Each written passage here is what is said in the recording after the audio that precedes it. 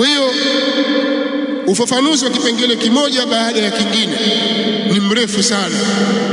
Kisimamo hiki hakiwezi kutosheleza, ni darasa ndefu zinazohitaji kama ni semina maalum za kuwafahamisha watu juu ya uhifadhi wa Uislamu au sharia ya Kiislamu, namna ilivyokuja kuhifadhi dini, maana yake nini.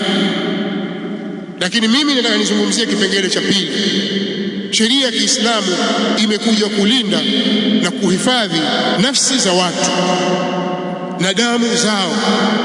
Ni haramu katika Uislamu kumwaga damu ya mtu, awe Muislamu au asiyekuwa Muislamu, ambaye damu yake imehifadhiwa kwa mujibu wa sheria.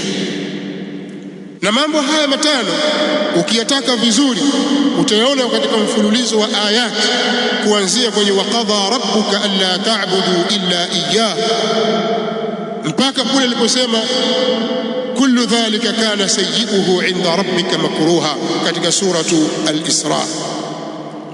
Katika aliyoyasema Allah subhanahu wa ta'ala, wala taqtulu an-nafsa allati harrama Allah illa bilhaqq ومن قتل مظلوما فقد جعلنا لوليه سلطانا فلا يسرف في القتل إنه كان منصورا ولا تقتلوا النفس التي حرم الله usiue nafsi ambayo Allah ameharamisha kuuawa illa bilhaq, isipokuwa kwa njia ya haki. Akiua mtu atastahiki kuuawa kama alikusudia kuua kwa makusudi, ambapo sheria imeweka utaratibu wake mpaka kuwa hii ni makusudi. Kuna utaratibu umewekwa, alithibitika kwamba huyu ameua kwa makusudi na yeye atauawa. Man qatala qutil. Na mfano wa mambo kama hayo, zipo haki zinazopelekea mtu kuuawa, na si mambo ya kiholela, ni mambo makubwa katika Uislamu. Uislamu umekuja kuyahifadhi mambo haya mpaka imefikia kuhifadhi damu ya wasiokuwa Waislamu. Katika hadithi ambayo ameipokea al-Imamu al-Bukhari katika sahihi yake, hadithi ya Abdullah bin Amr bin al-As, Mtume sallallahu alaihi wasallam amesema, man qatala muahadan lam yarih raihata al-janna wa inna rihaha tujadu min masirati 40 ama. Yoyote atakayemuua kafiri anayeishi kwa mkataba na Waislamu, anayeishi chini ya dhima ya Waislamu, yoyote atakayemuua kafiri anayeishi na amani, kwa amani na Waislamu, kwa kuwa amepewa amani, basi mtu huyo hata nusu harufu ya pepo. Na hakika harufu ya pepo inapatikana, mtu anaipata harufu yake kwa mwendo wa miaka 40. Kwa maana huyu atakuwa yuko mbali na pepo kwa kitendo kiovu alichokifanya cha kumuua asiyekuwa Muislamu anayeishi kwa mkataba na Waislamu, anayeishi kwa amani na Waislamu.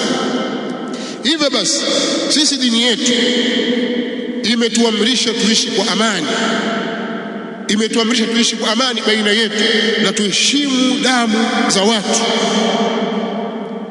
hususan Waislamu, hasa Waislamu.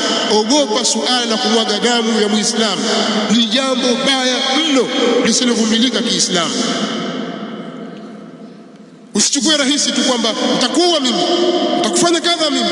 Sio jambo dogo, ni jambo kubwa mbele ya Allah subhanahu wa ta'ala.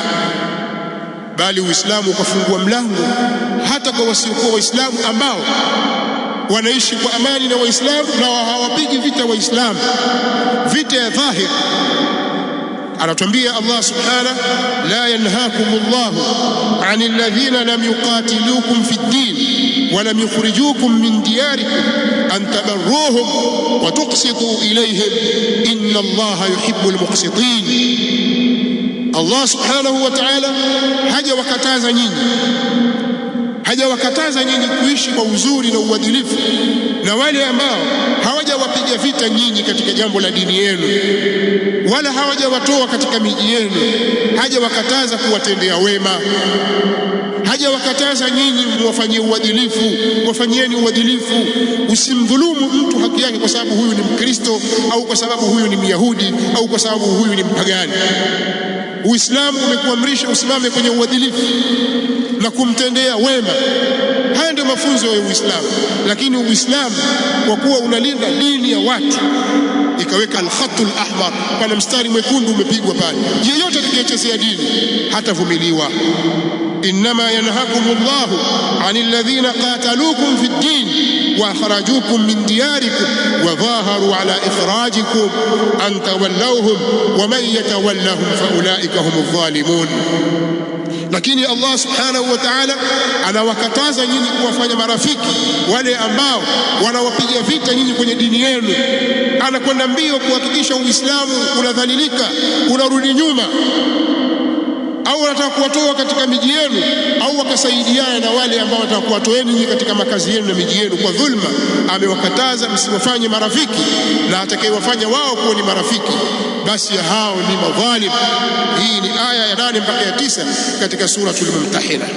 Kwa hiyo sisi tuna misingi madhubuti kabisa katika jambo hili, na jambo kubwa ni kwamba tutakiwa tuzihifadhi damu za watu, damu za wanadamu wanaoishi katika ulimwengu, wawe Waislamu na wasiokuwa Waislamu.